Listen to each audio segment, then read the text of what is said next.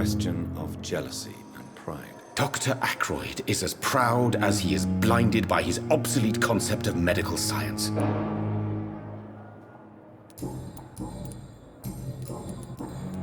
Goodbye, Dr. Strickland.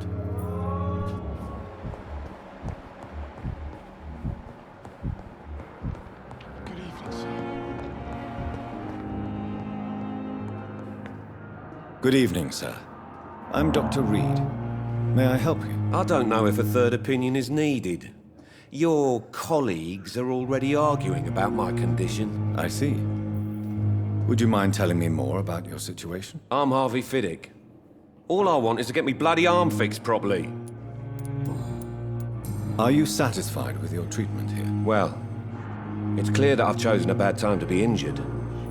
Forgive my bluntness, but you seem overwhelmed by cases of the flu. I won't lie to you about it. I'm afraid we are. Are you sure you don't want to operate yourself, Dr. Reed? I have the feeling you're very capable, and your colleagues seem to think so too. In other circumstances, you would be right. But for now, I don't think I can take on the responsibility. My apologies. Tell me about yourself, Mr. Fiddick. I'm just a regular guy waiting to get his arm fixed, so I can return to work and to my family. I was more curious about what you were doing before being hospitalized. I'm a carpenter, and a good one too. But that means I need both arms to feed my family, Dr. Reed. Tell me about the doctors who are arguing about your case. Strickland and Ackroyd. They both want the best for me, but there's a lot of pride there.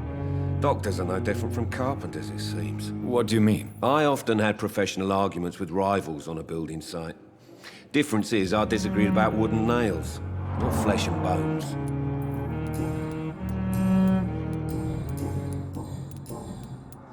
Tell me about your injury, Harvey. Why do you feel so guilty about it? My wife died because of me. And now I may lose everything because I've been careless enough to hurt myself. What an arsehole.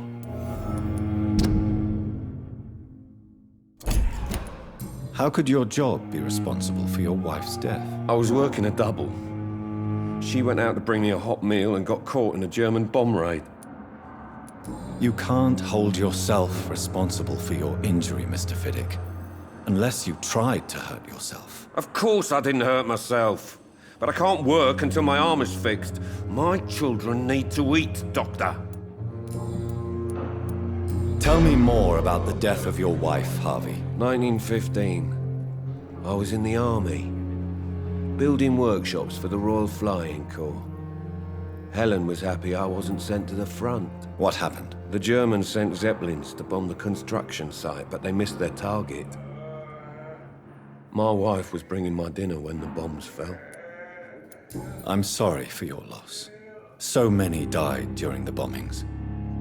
I served in France and witnessed the carnage there. I would like to say that she didn't suffer.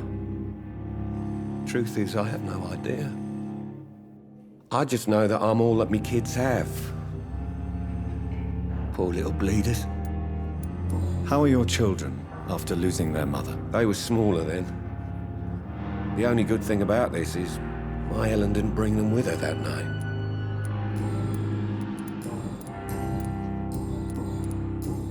Goodbye for now, Mr. Fiddick. I'll see you later. You always knew the words to calm the children, Helen. As for me, what a blundering idiot.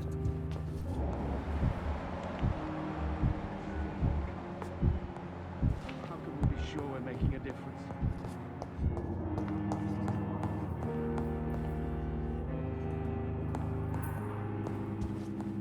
I'm all right. Don't waste your time with me. Good evening. I'm Dr. Reed. Can I help at all? No, Really? Why are you here then? I don't want to talk. My throat hurts too much. I suppose that this pain is the reason you're here. Is someone taking care of you? Yes. And no. Could you at least tell me your name, sir? Mortimer. Mortimer Goswick. How painful is your throat, Mr. Goswick? So painful I'd rather not talk at all, Doctor. I'm sure you realize a doctor and his patient have to communicate, sir. Would it help if I gave you some paper and a pen? Not really. I see. Then maybe it's not just your throat that hurts, Mr. Goswick. Perhaps your sore throat is just the consequence of something more hurtful. Yes, maybe. But I don't want to talk or even write about it now.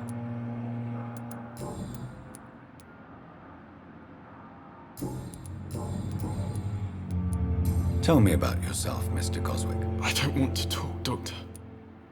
Admit it, Mortimer. Your mother had you hospitalized here because you tried to kill yourself. Yes, it's true. All right, then. This is the first time we've really shared information about your case. Shall we call this progress? Call it what you want, Dr. Reed. You can trust me. I won't report you to the authorities. My one and only concern is your health. I guess I should thank you then. Can I help you in any way, Mr. Goswick? I wrote a letter for my mother. She was supposed to read it after my death. But I suppose she doesn't have to read it now. I see. And is this letter still near the place where you tried to take your own life? Yes. And I don't want anyone reading my last words. I mean, I'm still here. If you bring me back that letter, then perhaps we'll talk. I have to go now, sir. But don't hesitate to contact me if you need any help. Good evening, sir. Doctor. Good evening, madam. Can I help you? It's my son who needs you, sir. I'm Dr. Jonathan Reed. How can I help your son? I'm Beatrice Goswick, mother of Mortimer Goswick. Could you check on him, please, Dr. Reed? I've heard much of your talents as a physician. What can you tell me about yourself, Mrs. Goswick? Not much to say. Just take care of my Mortimer and I'll cover all the expenses. That's all that matters. Are you really that rich? Most of the patients here are of a more humble origin, if I may say so. Yes, thanks to my husband. May he rest in peace. I can cover any needed medical expenses. May I ask if you have an occupation, Mrs. Goswick? I'm a teacher by profession. I teach young women who are more ambitious about their futures than their families. What do you think of your reception here? Any complaints? I have had the uttermost reservations about this hospital since we arrived. But we had no other choice, considering the state of emergency. Is there something in particular that's bothering you? Some of the staff were not especially welcoming. I suspect they're not accustomed to dealing with patients of such social standing. Tell me more about your arrival at the Pembroke Hospital. What gave you such a bad first impression? The ambulance driver was quite rude, for a start. And that nurse, Miss Hawkins, seems to have quite a dubious attitude. What do you mean? She managed to secure a bed for my son despite the epidemic. It was a relief, but it wasn't cheap.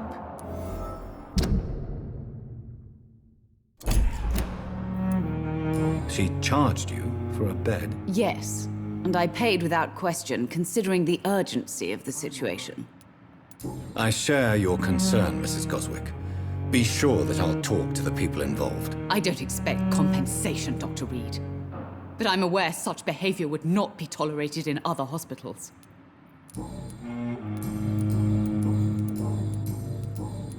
Your son wished to die, Beatrice. Why did you hide such crucial information? Are you not aware suicide is a crime? Mortimer could be thrown in jail. I can't let that happen. I won't. I understand you fear the legal consequences, Mrs. Goswick. But don't you realize your silence significantly affects your son's case? All my son needs is help and comprehension. Not judgment and punishment for what he may or may not have done. Goodbye, Mrs. Goswick.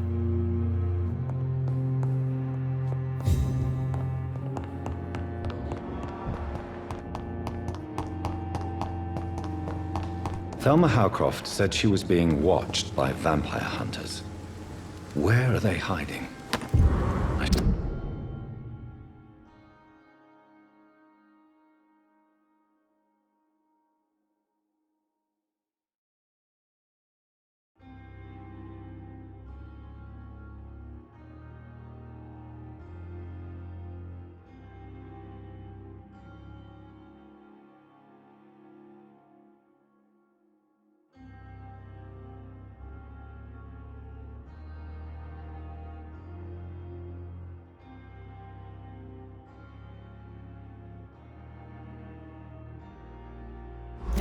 investigate.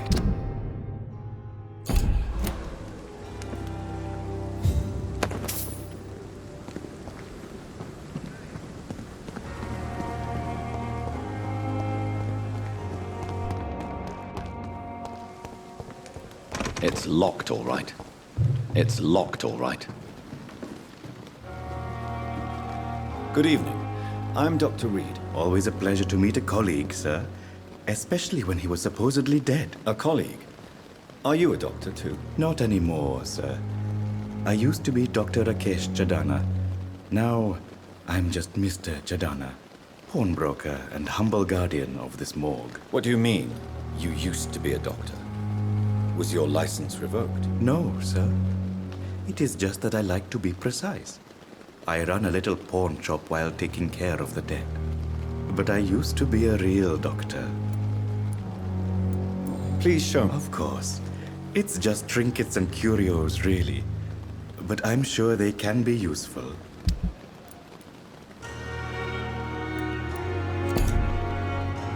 Good evening, Dr. Reed. Such a pleasure to see you again. Do you work here alone? Yes, very easy work, sir. All I have to do is watch a few bodies. The situation was very different when the main morgue was still open. Why do you have to watch these bodies? Because these poor fellows have no names. We keep them in case someone comes looking for the missing. Sadly, very rarely happens. Why close the hospital's main morgue? It was for sanitary reasons after the beginning of the epidemic. Cadavers had to be moved to the nearest mass grave. Are you afraid or uneasy being surrounded by so many corpses? Why should I? These bodies are empty vessels. Flesh left to decay. Poof. No soul anymore. All gone. An interesting point of view. And quite an exotic one, too. Most people fear, or at least have a respect, for dead flesh. Sir, as a medic during the war, I learned to face my death and the death of others. It's the pain we have to tame, not death itself.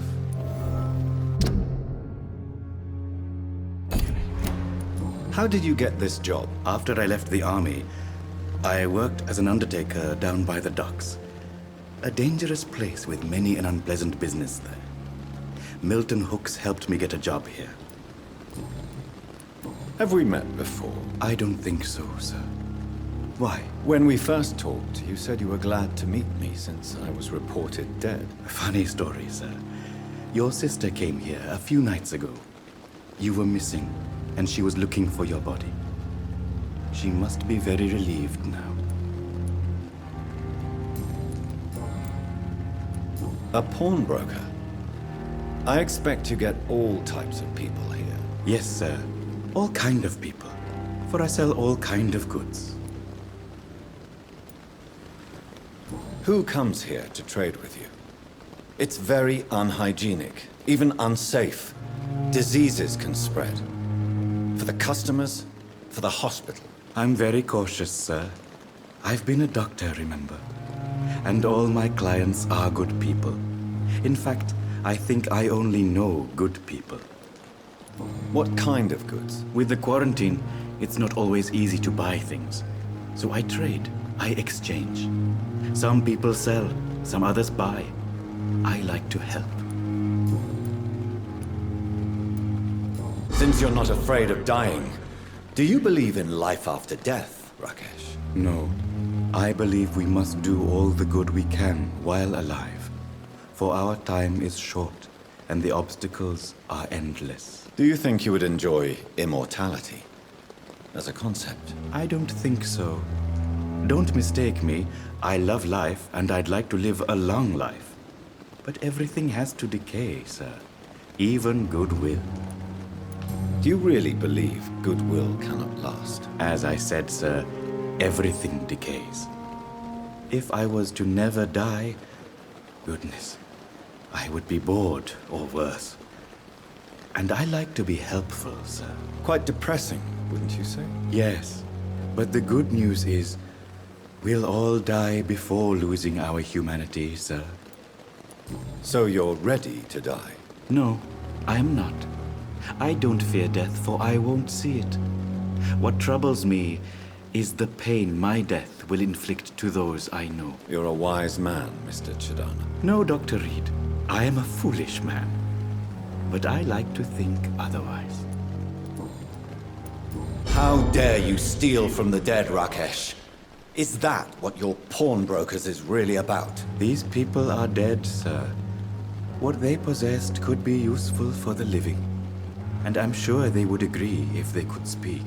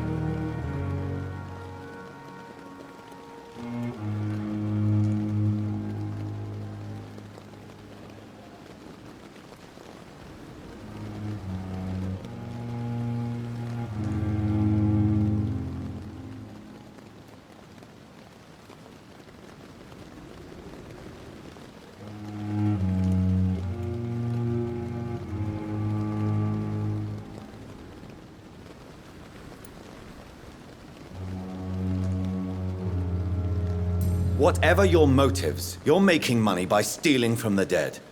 Dr. Swansea should be informed. No offense, sir, but Dr. Swansea is one of my customers. As I told you, I like to help people, and everybody needs help from time to time.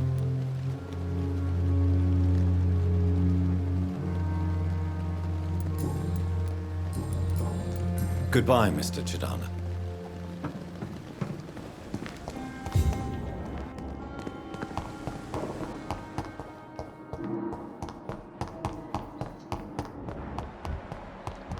Every street corner. Daily routine.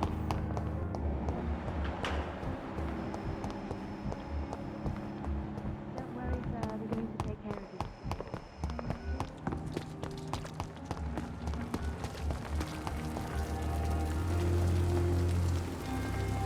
Good evening, Nurse Hawkins. Good evening, Dr. Reed. Milton cheats patients out of their money at this hospital, Pippa. Are you his accomplice? Yes, I am. Is this your definition of being useful? By abusing the sick and poor? No. It is my definition of getting out of this useless life once and for all. Why do you do it? Why not? Most of the sick who paid for a bed are already dead, or will be soon. Don't you see the futility of all this?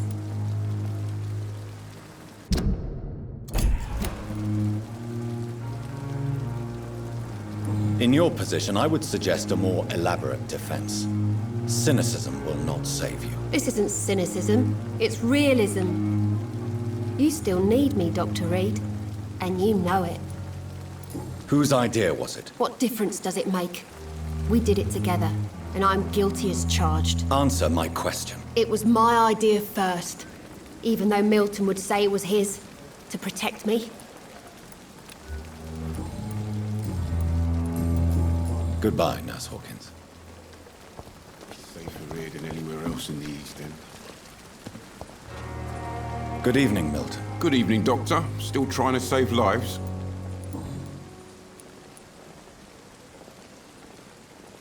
Tell me why you're extorting money from some of the patients here. If a patient wants a bed, he'll have to pay me a little fee. That's all. Where did you get the idea for such an immoral scam? Funny you should ask. The first time it was from a patient who bribed me to get a bed. It's only then I realized I could make a fortune. Admit it. Nurse Hawkins is more than your lover. She's also your partner in crime. Of course she is. How else could I tell which bed is free? I need to know that. Have you no shame? Don't you see this city is crumbling down? Today, people are ready to pay to get a hospital bed. Tomorrow, we may be fighting for food.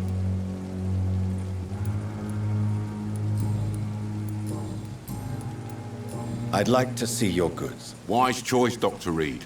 A reliable gun is what everybody needs these days.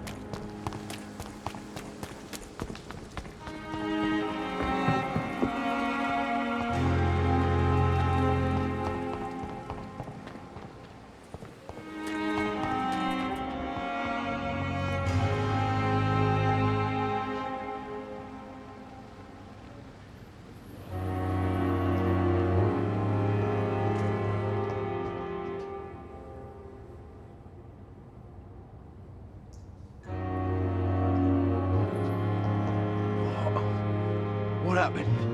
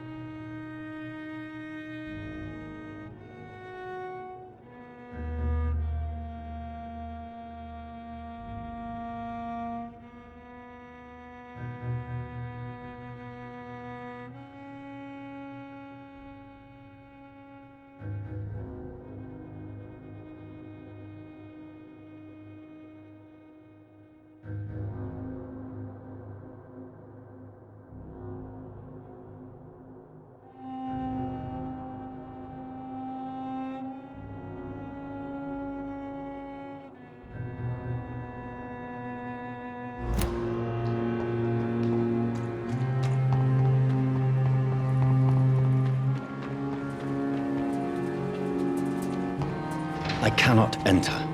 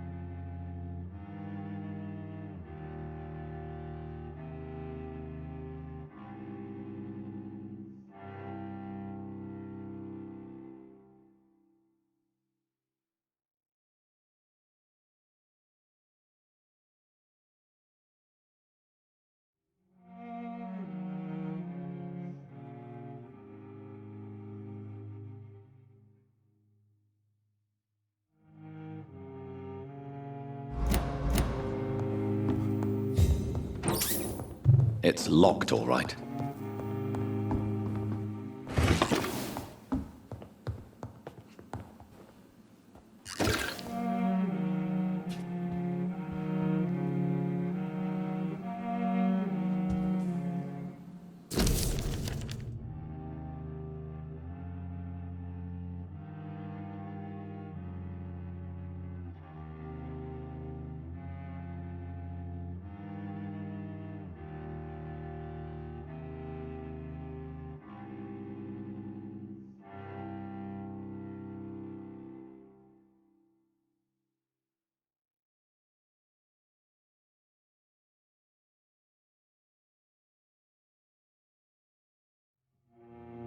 In this letter, Mortimer Goswick does nothing to hide his desire to die. I could give it to his mother, but doing so would betray his trust.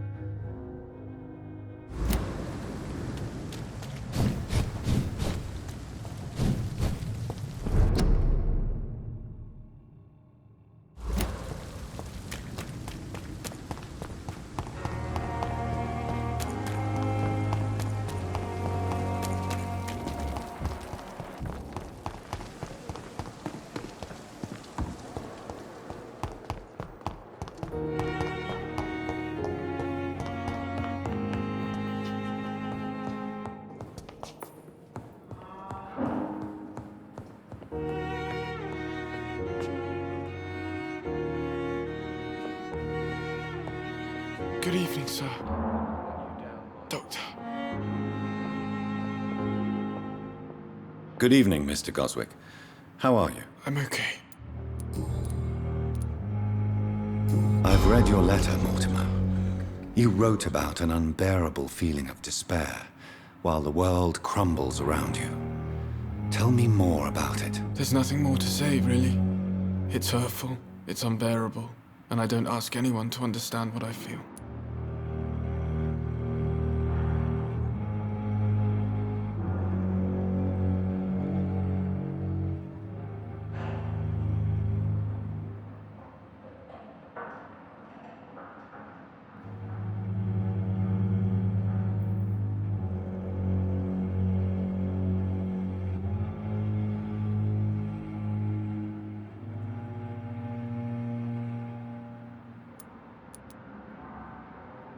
The world is bleak, but maybe the pain we feel is the best compass for making it a better place. How can we repair the world, Dr. Reed, when mankind is the biggest problem? Yes, the world will be a much better place when we're gone.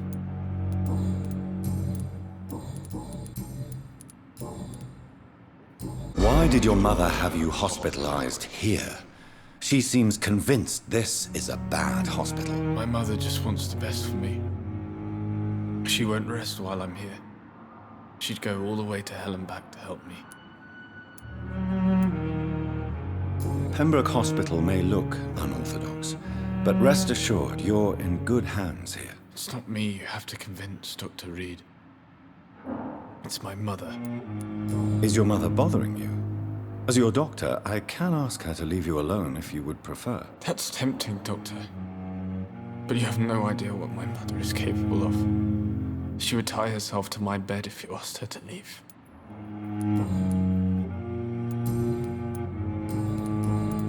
I have retrieved your letter, Mr. Goswick. I can assure you that nobody read it but me. Thank you. This is for you, then. For your help. And for your silence. I think you should talk to your mother.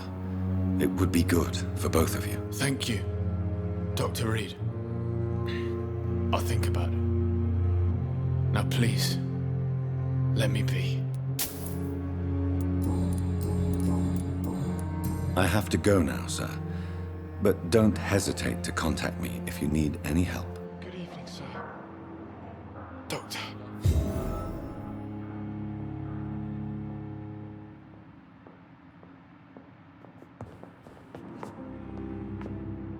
Good evening, Doctor. How is my son doing?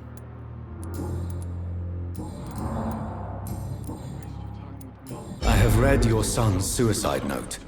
It was not an impulsive gesture, nor was it his first attempt. He threatened to kill himself a few times before. But I never thought he would dare to punish me this much. Punish you? Why? I've known for a long time he was not happy with his life. But I always hoped he cared enough to avoid making me suffer like this. Mortimer is extremely vague as to his motivations for committing suicide. Tell me more about what you know. As you say, Mortimer had no reason to die. All he said to me was that he wanted to make the world a better place, but couldn't. Why did your son feel so useless when facing the world? I think it was more that he could only see the melancholy facets of life. He couldn't help but dwell on such things.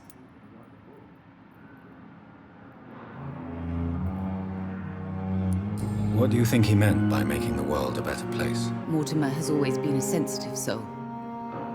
He wouldn't talk to anyone for months after his father passed. It's like he carries everyone's sadness with him. Do you realize your son could try to kill himself again? He might succeed next time. I think about it every minute. But I won't stop fighting for my son's future. That's how much I love him.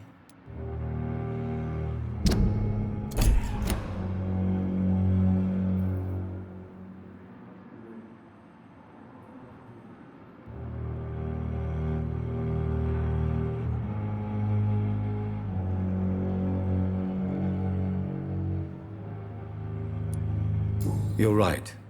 Your son's death was not fatal. And unlike many on their own, he is lucky to have you by his side. I can't give up on him. I just can't. I have conceded many times in my life, but giving up on my son is something I am incapable of.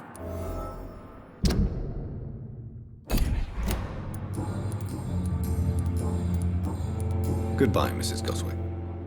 You down, my boy? Good evening. I'm okay. Your mother won't let you down, Mortimer. Don't you share her hope for a better future? No. I don't. Won't you even try? Do you want me to promise you I'll get better? Do you want me to tell her the same thing? I could, but it would not change anything. I have to go now, sir. But don't hesitate to contact me if you need any help. Good evening, sir. Doctor.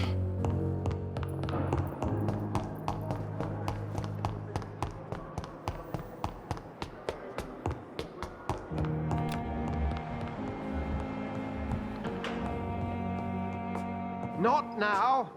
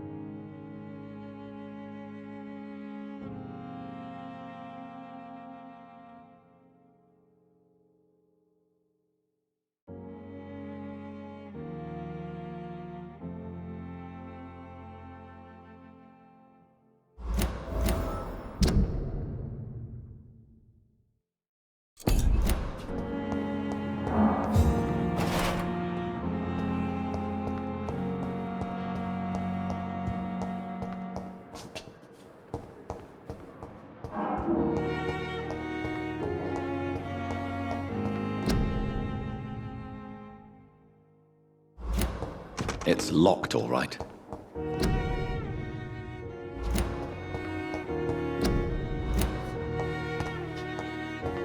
I cannot enter.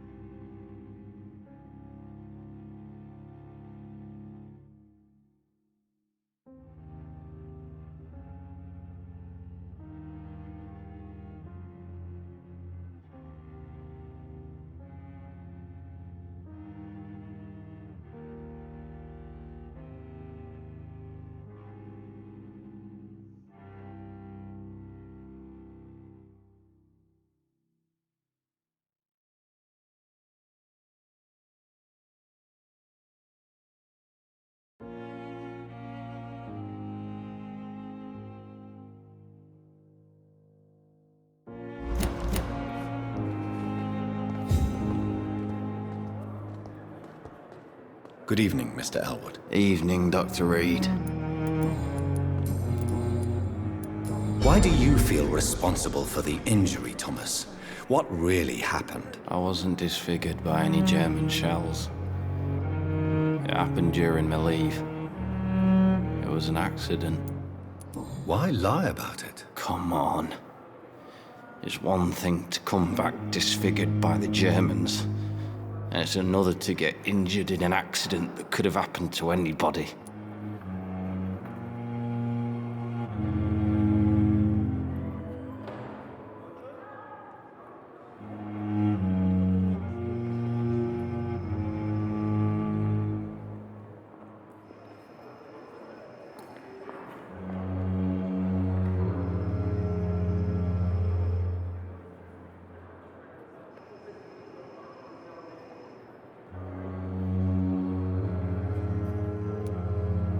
You know you can't hide forever. One day you'll have to face your loved ones. Until that day, you have no chance of real recovery. My friends all died in the trenches. It's shameful enough to be alive with these stupid scars. I don't want my children to see me like this.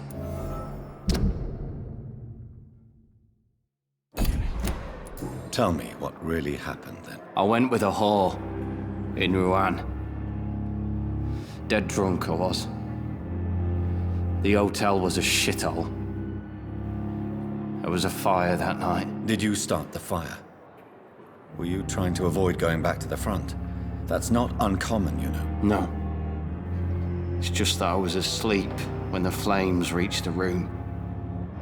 The girl was long gone. Bitch never woke me up. Left me to burn. But the suffering continues.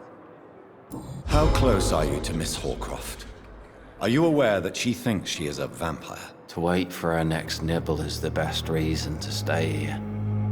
Every time she approaches my bed, she treats me like something tasty.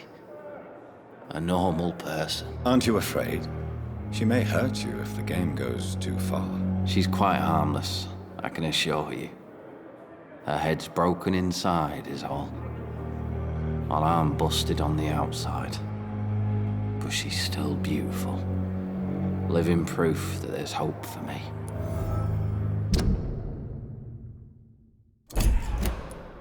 So do you let her bite you? You know that's not sanitary. And why not? She's only supping a few drops of me blood. And the pain, it's real for once. She could decide to bite less willing patients. Then it's another good reason for me to stay here, Doctor. You do realize she's mentally disturbed. It's called the Cotard syndrome. She truly believes she's a vampire. In her madness, she never refers to my scars. And frankly, if I could, I'd join her world. It seems much more fun than the real one. You told me before you don't want your children to see you like this. Do you have any other family? My sister Agatha has raised me nippers since their mother died. Don't want them to look at me like this. How could children despise their father injured in the war? What do you think? They saw me. Once. My poor angels left the room crying. They keep on having nightmares every week, my sister told me. Your sister's not a child. I'm sure she has nothing but respect for a wounded soldier, and you are her brother. You don't know my sister Agatha. She may be young, but she's all discipline and morality. If she ever found out what really happened... She doesn't have to know. She's a sly one, my sister. One day she'll find out the truth and knock 7 bells out of me. Nah. I'm better off here.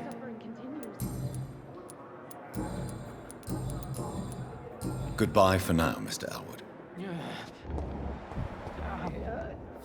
The pain. Good evening, Miss Howcroft.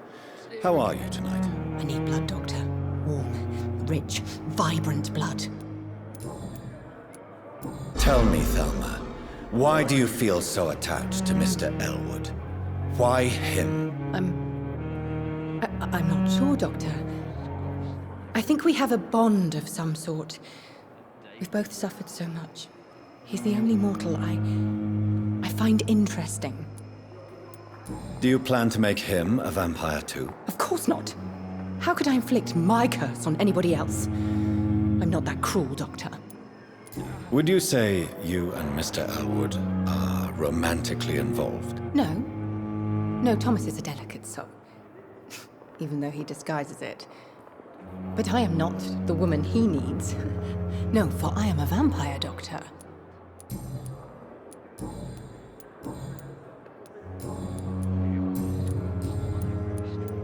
I'll leave you, Mistress of the Dark, to your nocturnal activities. I wish I could be...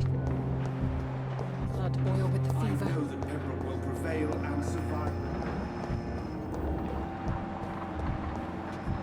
So many deaths. A lot of my own.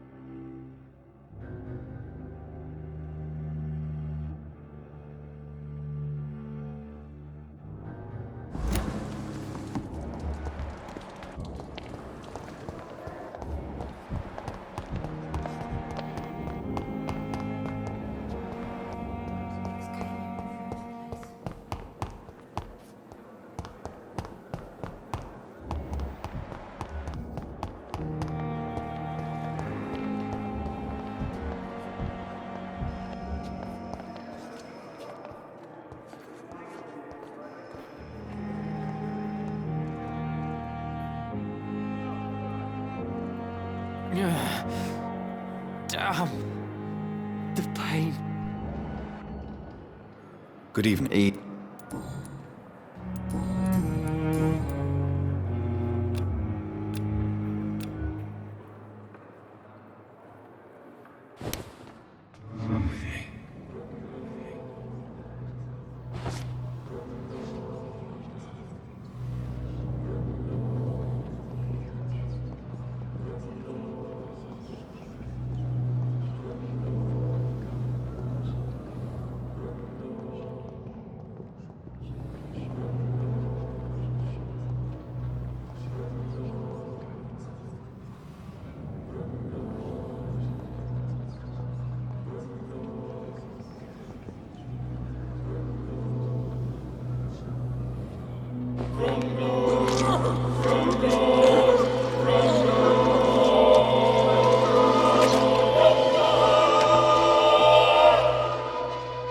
So this is how it ends.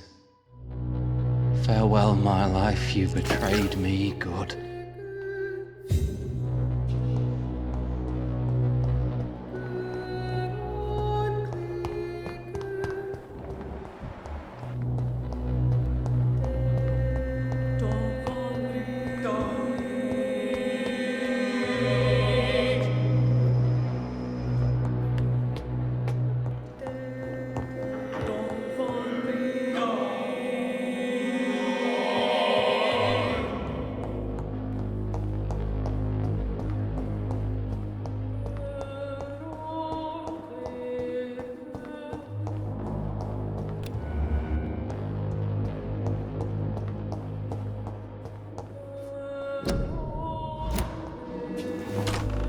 This must be the place.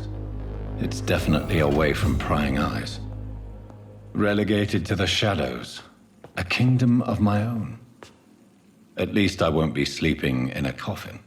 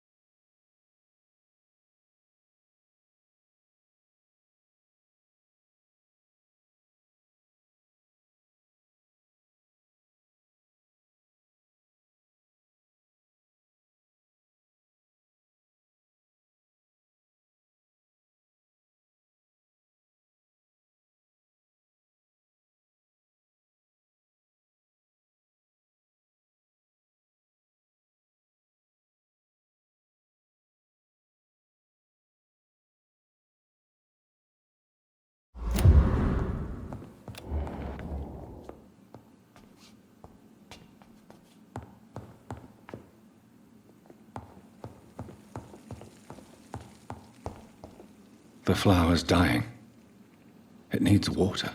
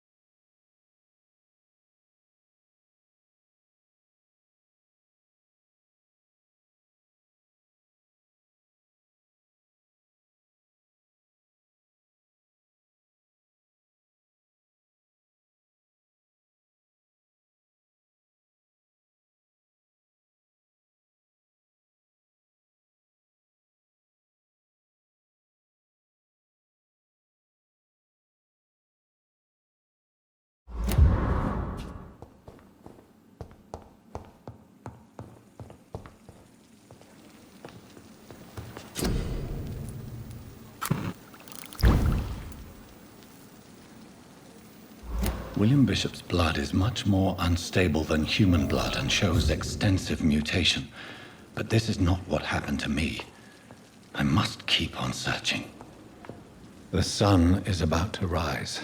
I can feel it. I'll continue tomorrow night. I have so much time now.